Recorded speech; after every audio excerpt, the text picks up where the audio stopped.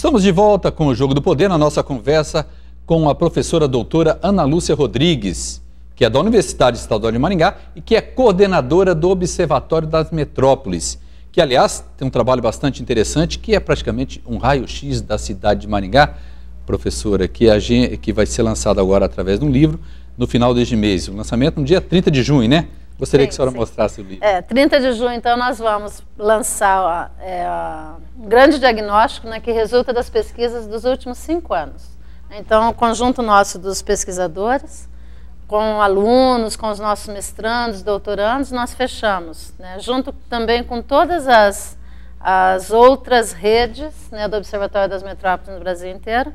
Então, nós temos esse conjunto, né, de pesquisas que mostra, na verdade, não a realidade de Maringá exatamente, mas a realidade metropolitana, né? Essa é uma leitura muito importante, porque ele vai, inclusive, subsidiar, né, pode subsidiar e acho que deve subsidiar a elaboração desse plano integrado agora que o Estado do Paraná começa a desenvolver.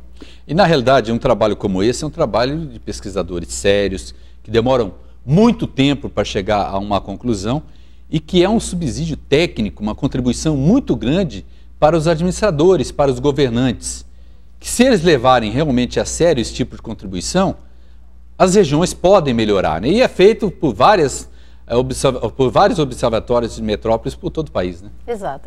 Maringá, inclusive, tem o privilégio de ser a única área metropolitana, a única região metropolitana do interior do Brasil, né, que tem um núcleo da rede Observatório das Metrópoles.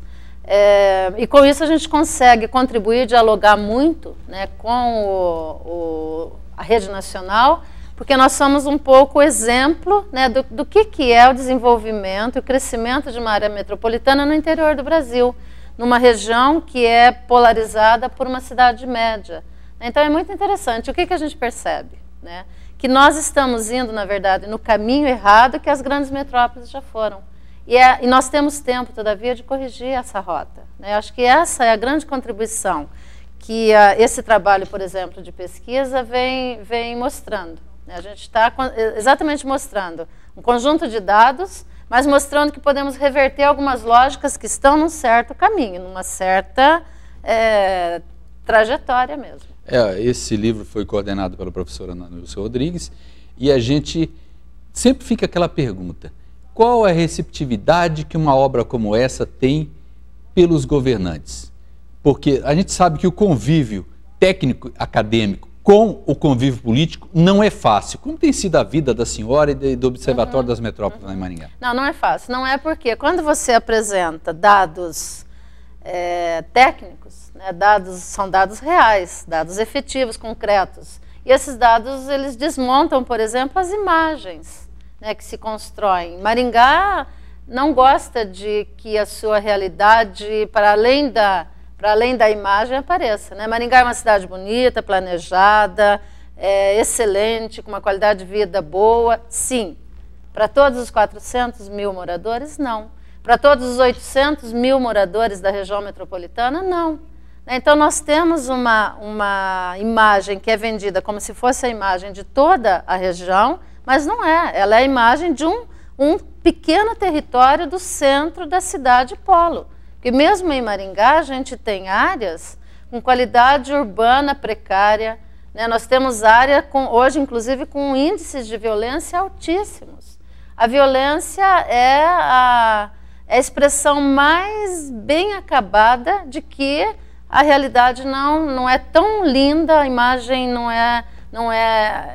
a imagem é falsa, ela não representa a cidade toda, não representa a região toda. Eu posso falar até com um bom conhecimento de causa, que eu sou maringaense, eu nasci na cidade de Maringá, e eu converso com muitos maringaenses e eles têm uma reclamação.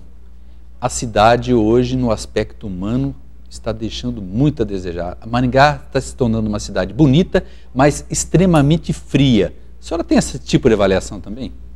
Sem dúvida. E isso certamente está associado, por exemplo, à não preservação de espaços públicos. Nós temos uma destruição daqueles espaços que já existiam e temos a não construção de novos. O que isso significa? Nós sabemos que a coletividade, né? Inclusive o equilíbrio da sociedade, a coesão da sociedade, ela depende de convivência.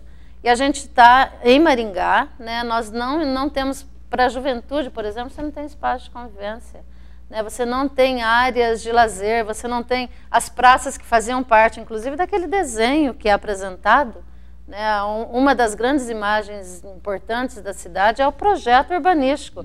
Num primeiro momento você tem praças, espaços de convivência, né, para a comunidade que, com o desenvolvimento da cidade, deixou de existir. Hoje você tem rotatórias, praças não tem mais, né? Você não tem, aquilo que deveriam ser praças são usadas como elementos viários, né, como rotatórias para o trânsito. Isso é um absurdo. Né? E, por exemplo, a juventude. Hoje eu acompanho, né, nós temos só lá no observatório cerca de uns 40 bolsistas, estagiários. E a juventude hoje, é muito triste você ver a meninada marcando encontro. Onde as crianças, os jovens, né? Onde os jovens marcam encontros? Barzinho. Em barzinhos. Para beber. É muito triste isso, né? É muito triste. E porque não querem fazer esporte, não querem fazer cultura, não tem espaço. Não tem espaço para esporte, lazer e cultura na cidade. E os equipamentos públicos que até, por lei, são previstos, né? Cada loteamento tem lá o seu espaço, deveria ser loteamento público. O que é feito com esse tipo de espaço? Por lei, todos os loteamentos têm que destina-se, juntando toda a conta, né, dá cerca de 10%, né, do valor bruto do tamanho do loteamento para a área pública, onde deve ser instalados os equipamentos, são as áreas institucionais. Então é obrigado, porque senão o loteador não deixa nem isso. Né? Paissandu, por exemplo, lá na vizinha de Maringá, é um município em que os loteadores fizeram do jeito que quiseram e não deixaram nem espaço para ter creches, ter escolas, então são os espaços para esses equipamentos. Em Maringá, inclusive, ultimamente, nos últimos 6 anos, infelizmente, a prefeitura, como não tem mais área pública para fazer absolutamente nada, teve um momento que ela precisou de área para implantar um projeto, ela desafetou, ela privatizou mais de 50 áreas institucionais nos loteamentos novos da cidade. Então é terrível isso. Por quê? Nem aquilo que é obrigatório lá numa porção norte do território de Maringá não vai ter. É uma evasão do espaço público através da força econômica. Exatamente. Isso explica exatamente por que a cidade está cada vez mais fria. Né? Isso explica também por que né, o trabalho que o Observatório das Metrópoles faz, né, realmente não é aceito, não é abraçado, né, integralmente especialmente pelo poder municipal na cidade de Polo. Mas o negócio é continuar trabalhando, professora. Muito obrigado mais uma vez pela presença da senhora aqui no nosso programa e que esse assunto das metrópoles seja cada vez mais debatido, que as ações sejam integradas realmente a partir do ano que vem, com a lei vai ficar mais rigorosa. Muito obrigada, estou à disposição para continuarmos esse debate que é muito importante hoje. Não vai faltar oportunidade, professora. O Jogo do Poder termina aqui, que você tenha um excelente fim de noite e que tenha também uma ótima semana. A gente se vê de novo no próximo domingo às 11h30 da noite. Até lá!